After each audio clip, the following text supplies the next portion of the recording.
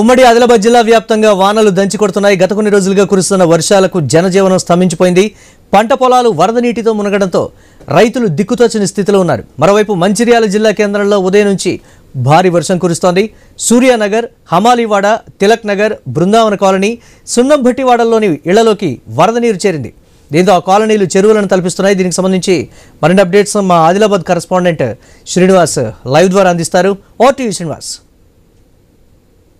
మురళి, ఈ రోజు ఉదయం మంచిర్యాల జిల్లా కేంద్రంలో కురిసినటువంటి భారీ వర్షంతో అయితే జిల్లా కేంద్రంలోని తిలక్ నగర్, సూర్యానగర్, బృందావన కాలనీతో పాటు మరికొద్ది కాలనీలు అయితే పూర్తిగా చెరువులను అయితే తలపిస్తున్న పరిస్థితులు అయితే ఉన్నాయి. ఉదయం 7 గంటల నుంచి కూడా భారీ వర్షం అయితే జిల్లా కేంద్రంలో నమోదైంది. అయితే ఈ నేపథ్యంలో లోతట్టు ప్రాంతాల ప్రజలను అధికారులు అప్రమత్తం చేయాల్సింది పోయి ఇప్పటి వరకు కూడా అసలు ఏ అధికారి కూడా తమ కాలనీలోకి రాలేదంటూ కూడా ఇటు వరద బాధితులు అయితే చెప్తున్న పరిస్థితులు అయితే ఉన్నాయి. గత 2 రోజుల క్రితం కురిసినటువంటి భారీ వర్షాలతోటి కూడా పూర్తిగా ఇవే కాలనీలు కూడా నీటిలో అయితే మునిగిన సందర్భాలు అయితే ఉన్నాయి. అయితే నిన్న కొంతమేర వర్షం తెరిపి ఇవ్వడంతో అయితే వారందరూ కూడా ఇళ్లలోకి వచ్చి ఇళ్లలో ఉన్నటువంటి బురదనైతే పూర్తి స్థాయిలో క్లీన్ అయితే చేసుకున్నారు.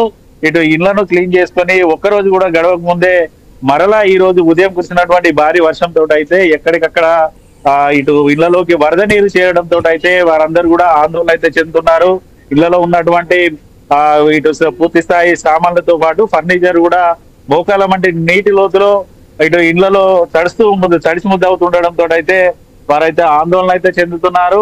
దాదాపుగా ఉదయం నుంచి తాము పూర్తి స్థాయిలో ఇబ్బందులు అయితే పడుతున్నాం, కానీ ఇప్పటి వరకు జిల్లాకు సంబంధించినటువంటి అధికారులు అయితే ఎవరు కూడా రాలేదు అంటూ వారు ఆగ్రహాన్ని కూడా వ్యక్తం అయితే చేస్తున్నారు. అయితే ప్రతి ఏడాది కూడా ఇటు వర్షాకాల సమయంలో తమ పరిస్థితి ఇలానే ఉంటుందంటూ వరద బాధితులు అయితే చెప్తున్నారు. అయితే ఇటు కాలనీలో ఆనుకొని నిర్మించినటువంటి కెనాల్ కూడా కేవలం 4 ఫీట్ల నుంచి 5 ఫీట్ల మేర ఇటు కెనాల్ అయితే నిర్మించారు.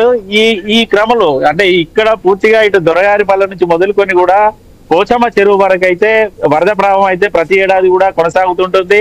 దాదాపుగా ఈ కాలనీని ఆనుకొని కూడా 40 నుంచి 60 ఫీట్ల మేర భారీ కెనాల్ అయితే నిర్మించాల్సిన అవసరం అయితే ఉంటుంది. కానీ గత పాలకుల నిర్లక్ష్యంతో పాటు ప్రస్తుతం ఉన్న పాలకులు పట్టించుకోకపోవడం, అధికారుల నిర్లక్ష్యంతో ప్రతి ఏడాది కూడా తాము లక్షల్లో ఆస్తుల నష్టం పోవాల్సి వస్తుందంటూ కూడా స్థానిక కాలనీ వాసులు అయితే చెప్తున్న పరిస్థితులు అయితే ఉన్నాయి. గతంలో పూర్తి స్థాయిలో నష్టపోయాం, కానీ ఇటు సర్వేలు ప్రభుత్వ అధికారులు సర్వేల పేరిట సర్వేలు చేశారు తప్ప ₹1 కూడా తమకు నష్టపరిహారం అందించిన దాఖలాలు లేదంటూ కూడా వరద బాధితులు అయితే చెప్తున్న పరిస్థితులు అయితే ఉన్నాయి. మరోవైపు ఉదయం నుంచి కూడా ఇటు కొమరంభీం ఆసిఫాబాద్ జిల్లాతో పాటు మంచిర్యాల జిల్లాలో కురుస్తున్న భారీ వర్షాలతో అయితే ఇటు వాగులు వంకలు పూర్తిగా ఉప్పొంగి ప్రవహిస్తున్నాయి. 10ల సంఖ్యలో గ్రామాలకైతే రాకపోకలు నిలిచిపోగా పూర్తిగా ఈ వరద ప్రవాహానికి కూడా వరద ప్రవాహానికి రోడ్ల కనెక్టివిటీ కూడా తెగిపోవడంతో కూడా గ్రామాల ప్రజలైతే ఇబ్బందులు అయితే పడుతున్నారు. ఓవైపు జిల్లాలో కురుస్తున్న వర్షాలకు తోడు ఎగువన మహారాష్ట్రలో కురుస్తున్న వర్షాలతో అయితే ప్రాణహిత, పెనుగంగ,